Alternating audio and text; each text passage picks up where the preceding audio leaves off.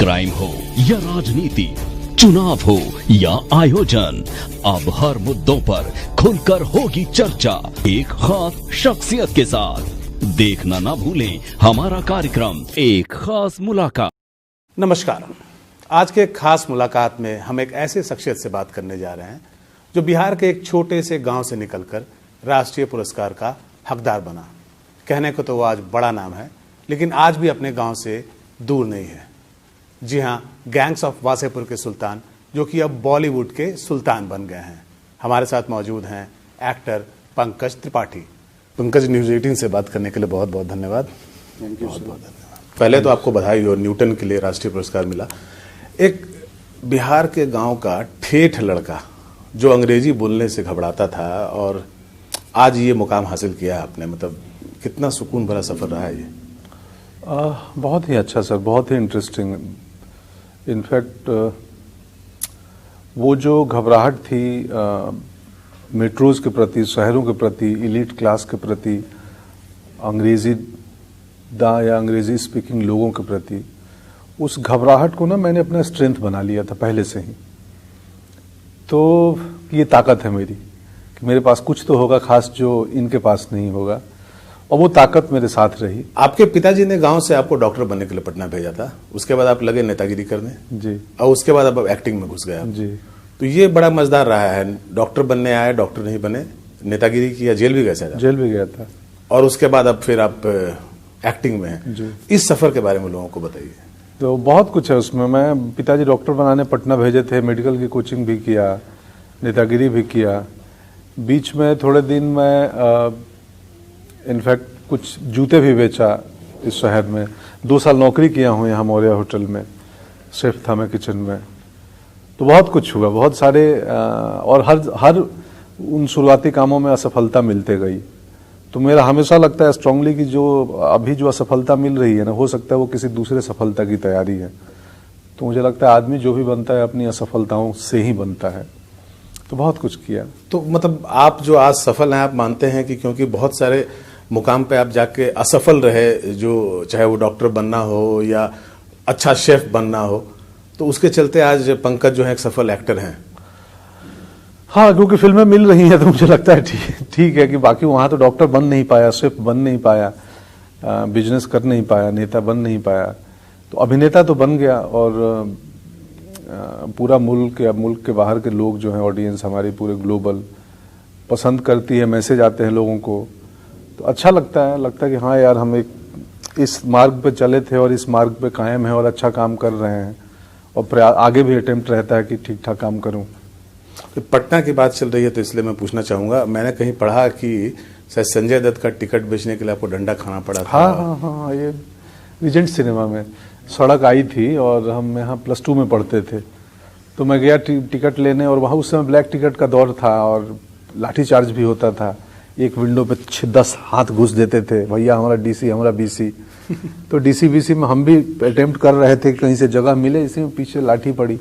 In fact ये कहानी संजू बाबा को भी मैंने बताई थी। आपने बताई उनको? हाँ, हम क्या रिएक्शन था संजू बाबा का? हंसे पहले, बोला बता तू मेरे लिए लाठी खाया है? बोले हाँ, आपकी पिक्चर के लिए।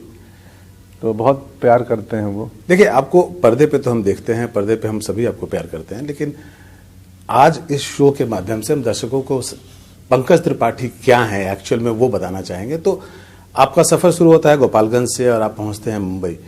तो इस सफर को शॉर्ट में अगर आपको दर्शकों को बताना हो, अपने फैंस को बताना हो, तो क्या है, कैसा सफर है वो, क्या क्या रहा मुकाम? बिल्कुल ट्रेन की जर्नी की तरह। जैसे ट्रेन की यात्रा होती है ना कि अचानक आपको खिड़की से कहीं नदी मिल जाएगी, कहीं पहाड़ दिख जाएंगे, कहीं ग्रीन खेत दिखेंगे, कभी डेजर्ट भी आ जाएगा, रेतीला निर्जन इलाका।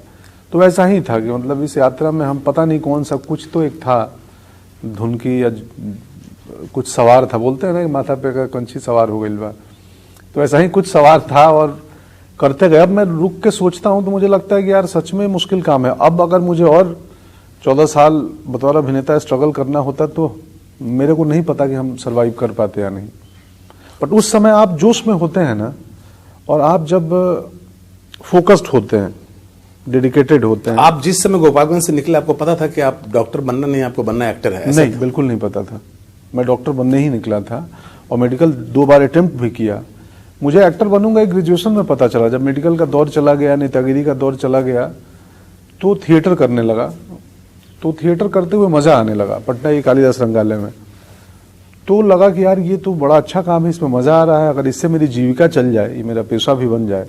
गांधी मैदान में हम अक्सर हर हफ्ते एक नुक्कड़ नाटक ऐसे ही कर देते थे हम लोग, मोना के सामने, मोना रीजेंट के सामने। तो तब अभिनेता बनने के लिए नहीं निकला था गांव से, मैं डॉक्टर बनने या क्लर्क बनने या कुछ और बनने आया था। जो होता है, जो बिहार में माता पिता चाहते हैं कि सरकारी नौकरी लग जाए या डॉक्टर इंजीनियर बन जाए तो मतलब उनका बुढ़ापा जो है वो ठीक से गुजरेगा। आज वो आपको कोसते हैं कि डॉक्टर नहीं बने? नहीं कोसते हैं, उन्हें अच्छा लगता है कि नहीं बना। बाबूजी बोलते हैं ठीक है भाई ना बनला। माँ तो बिल्कुल घरेलू महिला है, उसको कुछ पता नहीं है दुनिया जहान के बारे में। पिताजी भी मेरी फिल्म में, मेरे माँ बाप आज तक मुझे सिनेमा के पर्दे पे नहीं देखे हैं, क्योंकि थिएटर वो लोग नहीं गए हैं। कभी लैपटॉप पे या टीवी पे देख लिया। क्योंकि मैं गांव जाता हूँ, अखबार में कभी पढ़ लेते हैं मेरे बारे में, या ये इंटरव्यू कहीं से सुन लेंगे तो मेरे बाबूजी बहुत प्रसन्न होते हैं और उनकी उम्र 2, 4, 6, 8 महीने बढ़ जाती है।